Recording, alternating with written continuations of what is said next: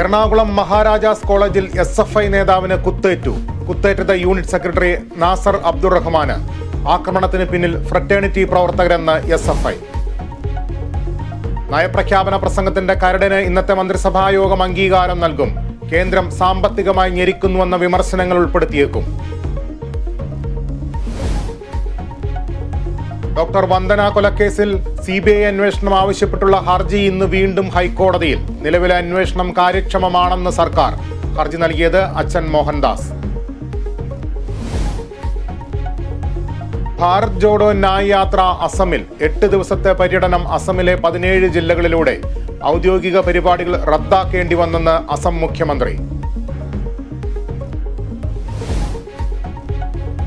മദ്യനയ അഴിമതി കേസിൽ ഡൽഹി മുഖ്യമന്ത്രി അരവിന്ദ് കെജ്രിവാൾ ഇന്നും EDക്ക് മുന്നിൽ ഹാജരാകില്ല. തെരഞ്ഞെടുപ്പ് ഒരുക്കങ്ങൾക്കായി ഗോവയിലേക്ക് പോകുമെന്ന് ആം ആദ്മി പാർട്ടി. കെജ്രിവാൾ ഹാജരാകാത്തത് 4ാം തവണ. ഏഷ്യൻ കപ്പ് ഫുട്ബോളിൽ ഇന്ത്യ ഇന്ന് ഉസ്ബെക്കിസ്ഥാനെ നേരിടും. മത്സരം രാത്രി 8-ന് ഖത്തറിൽ. ഇന്ത്യ ഇറങ്ങുക പ്രതിരോധ നിരയുടെ കരുത്തിൽ.